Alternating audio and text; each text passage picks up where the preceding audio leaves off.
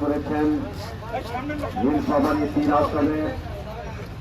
জানাচ্ছি এবং তিস্তা মহাপরিকল্পনা বাস্তবায়ন কমিটি কর্মসূচি হিসাবে নিয়ে উত্তরবঙ্গকে মরুভূমিতে পরিণত করা জনাব আসাদুল হাবিব টুডু। যেহেতু আমাদের এই পার্শ্ববর্তী জেলার তিনি একজন সম্মানীয় মন্ত্রী আসলে অধিষ্ঠিত হয়েছেন, আমরা চাই যে তার নেতৃত্বে আর কোন সরকারের দৃষ্টি আকর্ষণ করে বলতে চাই যে সময়ে গতকাল সময়ে বাস্তবায়ন করবেন। সংগ্রামী এলাকা এই পানির প্রবাহকে অক্ষুণ্ণ রাখতে হবে, কিন্তু আমরা চাই ভারত আমাদের ভ্রাতৃপ্রতিম দেশ। আমরা চাই যে আজকে যে মানববন্ধন অনুষ্ঠিত হবে দাবি আদায় করে উত্তর জনপথকে পরিকল্পনা বাস্তবায়ন করতে।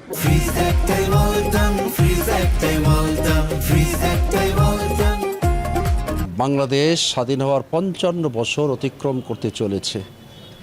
সরকার আসে যায়, কিন্তু আজ পর্যন্ত তিস্তা মহাপরিকল্পনা বাস্তবায়ন আমরা হতে দেখিনি। যদিও বলা হচ্ছে যে তিস্তা মহাপরিকল্পনা, আমরা আর পরিকল্পনা নয়, আমরা বাস্তবায়ন দেখতে চাই। কবে নাগাদ কাজ শুরু করা হবে সেজন্যই আমরা এই পদক্ষেপ গ্রহণ করেছি। যে গতকালকে ৩ জন মন্ত্রী পরিষদের সম্মানিত সদস্যবৃন্দ তারা এসেছেন, আমরা এটাকে স্বাগত জানাই। যে আমরা এই মানববন্ধন করছি, এটা হতে পারে যে তারা তার আগেই পরিদর্শন করে গেছেন। আমরা সাধুবাদ জানাই যে আমাদের কারণে বা উত্তরবঙ্গের জনগণের দুর্ভোগ লাঘবের কারণে সরকারের সদিচ্ছা যদি থাকে যে আর কোনো পরিকল্পনা নয়, এই পরিকল্পনা করে অনেক রাজনীতি হয়েছে এই এলাকায়। আমরা চাই না এই তিস্তাকে নিয়ে আর কোনো রাজনীতি নয়, বরং আমরা বাস্তবায়ন করতে চাই। কবে নাগাদ উন্নয়নের জন্য কোদাল ফেলা হবে, কবে কাজ শুরু করা হবে, আমরা এটা মূলত দেখতে চাই। আর গতকালকে 9 সদস্য বিশিষ্ট একটা কমিটি হয়েছে, আমরা যতটুকু জানতে পেরেছি। তা আমরা মনে করি যে কাগজে কলমে এই কমিটি সীমাবদ্ধ থাকবে না, বরং অনতিবিলম্বে তিস্তা মহাপরিকল্পনার কাজটি যাতে শুভ উদ্বোধন হয়, এটা আমরা সরকারের দৃষ্টি আকর্ষণ করছি।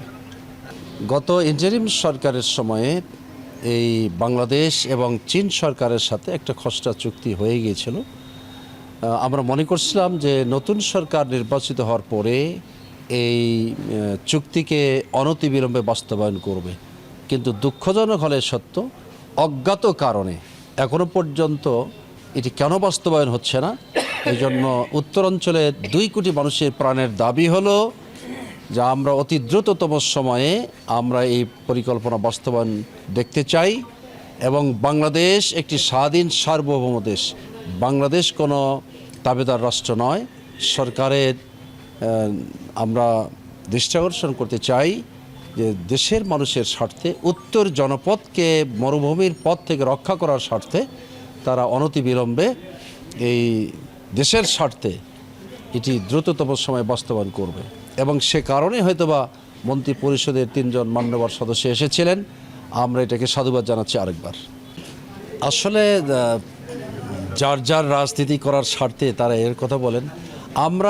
আমরাও নিজেরাই দীর্ঘদিন ধরে আন্দোলন করে আসছি, এবং আপনারা জানেন আমাদের বিরোধী দলীয় নেতা বাংলাদেশ জামাত ইসলামীর সম্মানিত আমিরে জামাত ডাক্তার শফিকুর রহমান, তিনি এই তিস্তা পয়েন্টে হেলিপ্যাডে 4 ফেব্রুয়ারি 2026 সালে একটি বিশাল আকারের জনসভা অনুষ্ঠিত হয়েছে। তিনি সেখানে কথা দিয়ে গেছেন যে আমরা সরকারে গেলে সর্বপ্রথম যে উন্নয়ন হবে এই তিস্তা মহাপরিকল্পনা বাস্তবায়ন করেই আমরা উন্নয়ন শুরু করব, এই কথা উনি ঘোষণা দিয়ে গেছেন উত্তরাঞ্চল থেকে। কিন্তু দুঃখজনক যে হয়তো বা দেশের মানুষ আমাদেরকে ক্ষমতা যাওয়ার সে সুযোগ দেয়নি। তবে বিরোধী দলে আমরা আছি, আমরা মনে করি ইনশাল্লাহ এই দাবি আদায় করেই ছাড়ব।